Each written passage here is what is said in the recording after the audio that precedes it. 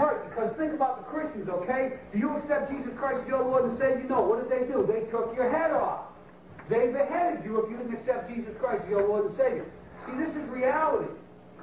Yeah, they're terrorists, but the bottom line is, to them, they are not. Now, why is that important to understand? Because they are as committed to their cause and to their way of life as you are yours. And they see you as being wrong.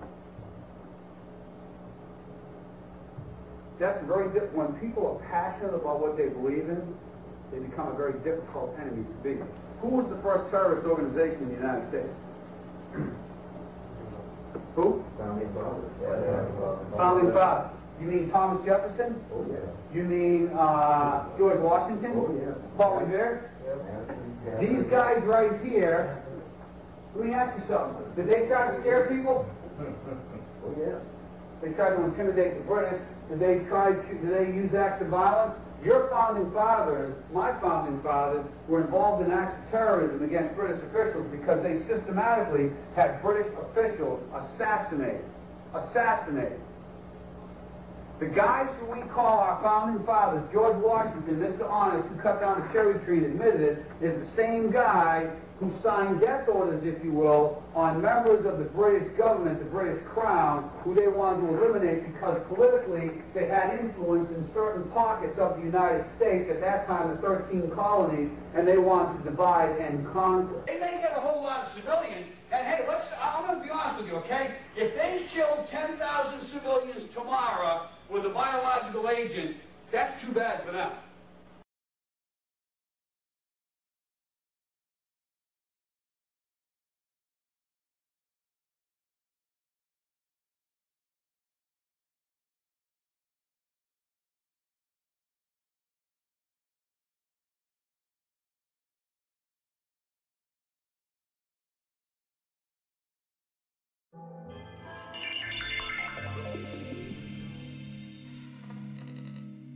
The Second Amendment to the Constitution. A well-regulated militia being necessary to the security of a free state, the right of the people to keep and bear arms shall not be infringed. Shall not be infringed. Shall not be infringed. Shall not be infringed. Shall not be infringed. The Founding Fathers agree. Armed citizens make good government. I ask, sir, what is the militia? It is the whole people. Who is the militia? Are they not ourselves? To disarm the people, that is the best and most effective way to enslave them. George Mason. Congress have no power to disarm the militia. Their swords and every other terrible implement of the soldier are the birthright of an American. Tench Cox, 1788. The Constitution preserves the advantage of being armed, which Americans possess over the people of almost every other nation, where the governments are afraid to trust the people with arms. James Madison, a Federalist, number 46. A free people ought not only to be armed and disciplined, but they should have sufficient arms and ammunition to maintain a status of independence from any who might attempt to abuse them, which would include their own government. George Washington. The Founding Fathers created the Bill of Rights, enshrined individual protections, including the Second Amendment, because they understood that power inherently corrupts. The Bill of Rights was set up to try to discourage bad behavior from government, try to further restrain it, and try to head off what they knew would eventually become misinterpretations of the law and attempts to misconstrue the intent of the Founders. But their quotes here could not be more clear. If the representatives of the people betray their constituents, there is then no recourse left but in the exertion of that original right of self-defense, which is paramount to all positive forms of government. Alexander Hamilton, The Federalist, number 28.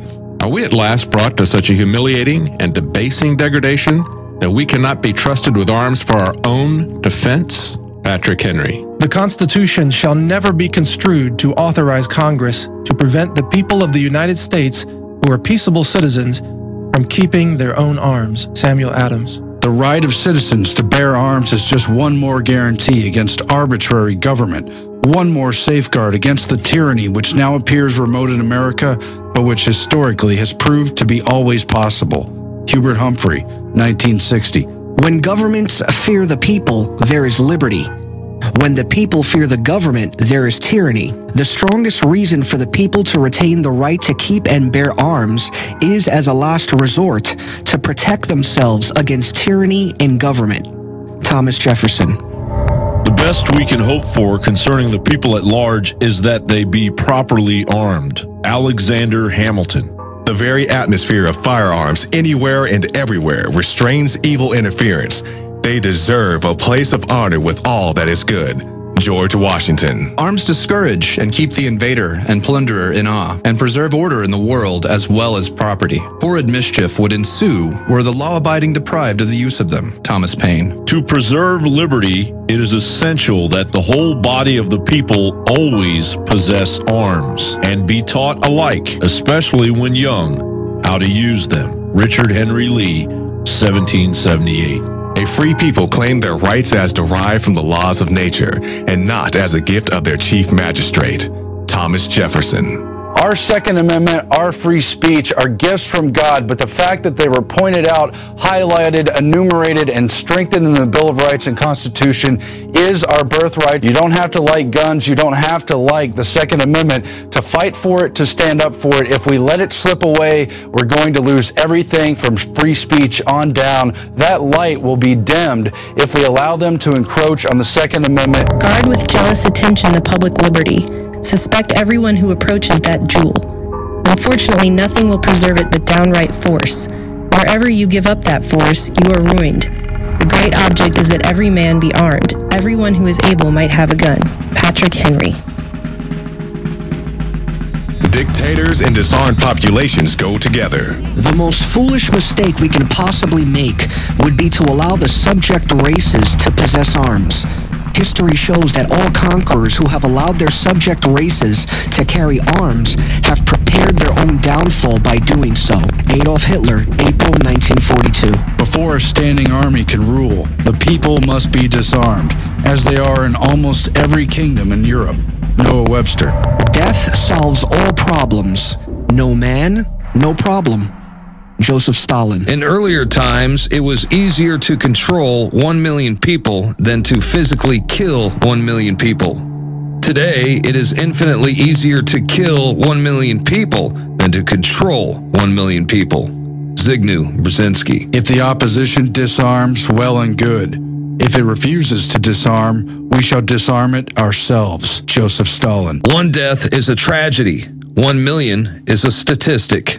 Joseph Stalin. To disarm the people is the best and most effective way to enslave them. George Mason.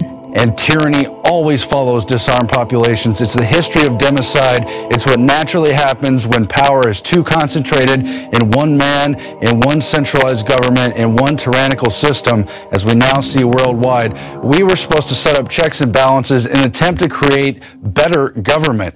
Instead, we let our guard down and the corporations have taken over. It is the duty of the patriot to protect his country from its government. Thomas Paine. The supreme power in America cannot enforce unjust laws by the sword, because the whole body of the people are armed. Noah Webster, 1787. Ideas are more powerful than guns. We would not let our enemies have guns. Why should we let them have ideas? Joseph Stalin. Those now possessing weapons and ammunition are at once to turn them over to the local police authority. Firearms and ammunition found in a Jew's possession will be forfeited to the government without compensation. Whoever willfully or negligently violates the provisions will be punished with imprisonment and a fine. Nazi law, regulations against Jews' possession of weapons, 1938. Political power grows out of the barrel of a gun. Chairman Mao Zedong. The only real power comes out of a long rifle. Joseph Stalin. Those who beat their swords into plowshares usually end up plowing for those who didn't. Ben Franklin. If gun laws in fact worked, the sponsors of this type of legislation should have no difficulty drawing upon long lists of examples of crime rates reduced by such legislation. That they cannot do so after a century and a half of trying. That they must sweep under the rug the Southern attempts at gun control in the 1870 to 1910 period, the Northeastern attempts in the 1920 to 1939 period, the attempts at both federal and state levels in 1965 through 1976 establishes the repeated, complete, an inevitable failure of gun laws to control serious crime, Orrin Hatch, and the right to keep and bear arms. After a shooting spree, they always want to take guns away from the people who didn't do it. I sure as hell wouldn't want to live in a society where the only people allowed guns are the police and military. William S. Burroughs. They've undermined our economic system. They've instituted the Federal Reserve. They've bought out politicians, and now they're coming for the final restraint on their total power. That is firearms, that is guns, that is the Second Amendment. And if you let them do it, they're going to encroach on our entire lives. If you want the right to control your own life, to pursue life, liberty, and the pursuit of happiness, you must politically stand up for the Second Amendment and say no to these attempts to use emotional strings, the images of dead children, to confiscate our firearms, to take away our rights, and to tell us that we're bad for trying to keep and bear arms, as the founders always outlined for us to do. The balance of power is the scale of peace. The same balance would be preserved were all the world destitute of arms, for all would be alike. But since some will not, others dare not lay them aside. Thomas Paine, July 1775. What country can preserve its liberties if the rulers are not warned from time to time that their people preserve the spirit of resistance? Let them take arms. Thomas Jefferson. If guns are outlawed, only outlaws will have guns. Anonymous American adage.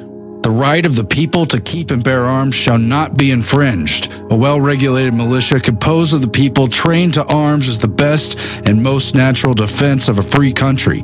James Madison, June 8, 1789. Education is a weapon whose effects depend on who holds it in his hands and at whom it is aimed. Joseph Stalin. It's your decision. Choose freedom or tyranny. Demand they obey the Constitution. Honor and uphold the Constitution. Demand your natural inherent rights as a human being. Demand the Bill of Rights. You choose freedom or tyranny. Demand the restoration of the Republic. It's your decision. Freedom or tyranny. Those that give up essential liberty to purchase a little temporary safety deserve neither liberty nor safety. Benjamin Franklin.